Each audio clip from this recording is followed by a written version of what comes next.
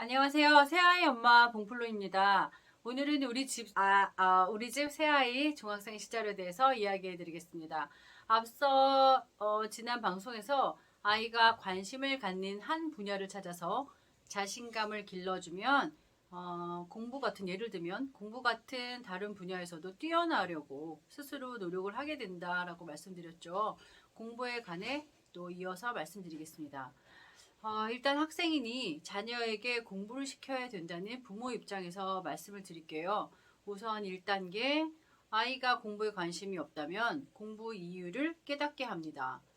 자신의 안위를 위해서일 수도 있고요. 타인을 위해서 또 나아가서는 세상을 이롭게 할 수 있는 사람이 내가 될 수 있다는 것을 깨닫게 해주는데요. 학생 때는 꼭 공부를 열심히 해야 한다고 아이들에게 자주 이야기해 주었고요. 그러니 결국 공부는 부모님이나 타인이 아닌 자기 자신을 위해서 하는 거다라는 것을 주지시켰습니다. 인간이 열심히 살아야 하는데 학생 때는 그 성실의 증명이 공부다라고 일깨워 주는 겁니다.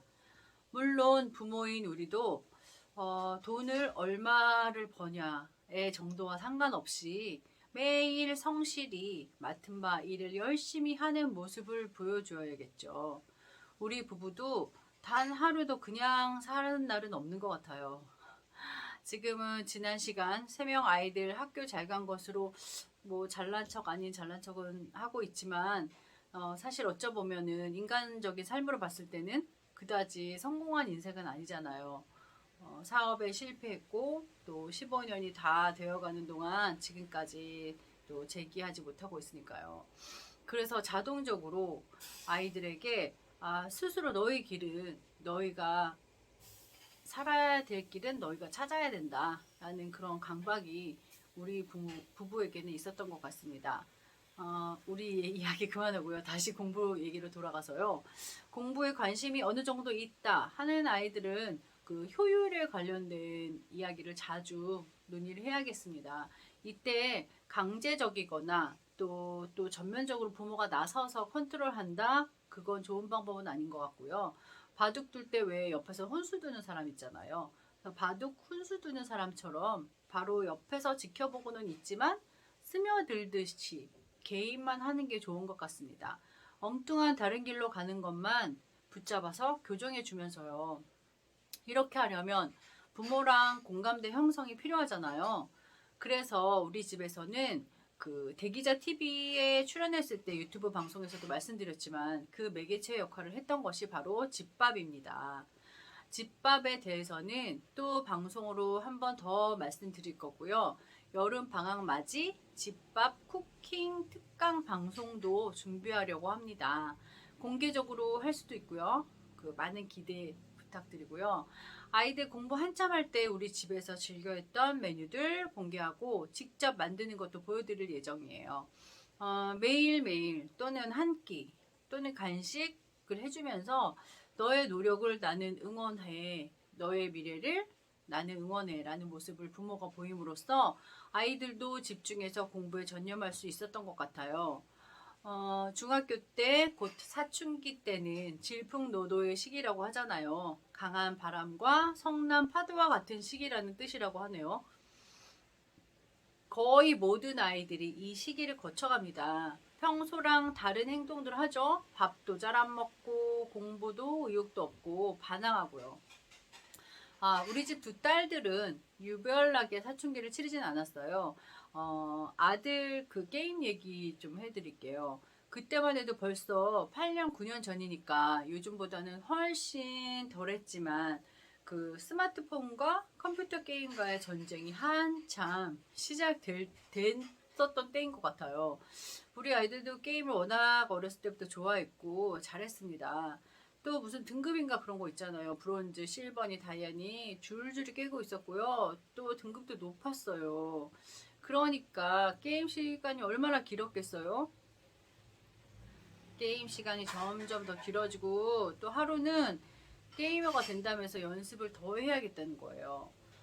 큰일 났다. 절망하고 저는 있는데, 남편은 그래도 남자라서 공감이 됐었는지 저보다는 또 당황하진 않더라고요. 그리고 아들한테 오히려 그 게임 방송을 시작해 보라고 얘기를 하는 거예요. 뭐 학교 다니면서 어떻게 해요? 했는데 아, 할 수 있어. 이렇게 오히려 오히려 적극적으로 하면서 하지만 이제 게임 방송은 이제 시작 안 하게 되었는데요. 또 게이머 또 개발자 다 좋다고 말을 하는 거예요.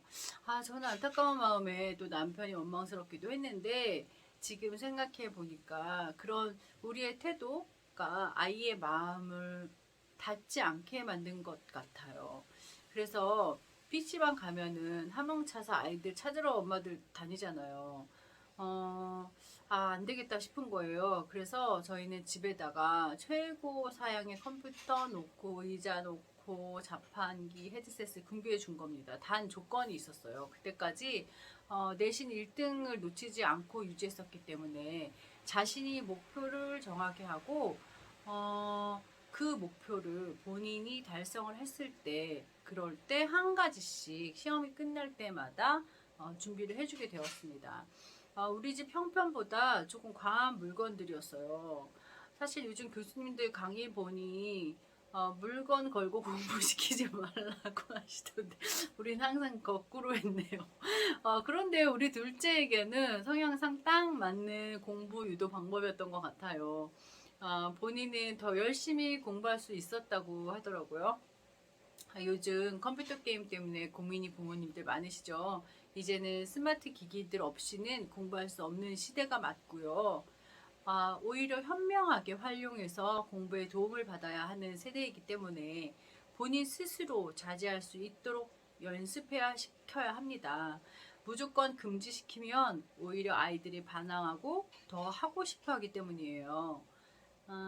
아이의 성향에 맞는 상벌 제도도 아이들과 상의해서 활용해 보면 좋을 것 같습니다.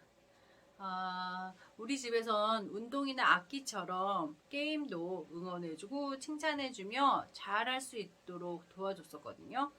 그럼 아마 그러실 거예요. 우리 애도 전교 1등 하면 게임하는 거 안 말릴 거예요. 그러시겠죠. 어떤 게 먼저인지 모르겠지만 그렇게 억지로 금지시키지 않아서 계속 유지하지 않았나 그런 생각도 들곤 합니다. 보고 있기가 좀 어려우시죠. 한번 대화도 시도해 보시면 어떨지 얘기해 봅니다. 다음 시간 고등학생 때 이야기 때도 게임 이야기는 조금 더 드려야 될 것 같고요. 이것으로 우리 아이들 중학교 시절 이야기를 드렸습니다. 사실 실제로 중학교 공부 과정 이야기는 많이 못 드렸어요. 내용상으로는 또 달라진 점들도 많고 개개인이 너무 환경이나 그 상황이 다르니까요. 혹시 궁금하신 부분은요. 채널 정보에 블로그나 또 인스타그램 DM을 통해서 연락 주시면 부족하지만 같이 고민하고 또 답변을 성심껏 드리도록 하겠습니다. 꼭 자녀 공부의 문제가 아니어도 부부의 문제, 가정의 문제들은 그런 전반적인 어떤 것도 좋습니다. 질문을 주시면 답변을 드리겠습니다. 구독과 좋아요 또 친구들께 추천 잊지 마시고요. 지금까지 새아이 엄마 봉플루였습니다. 감사합니다.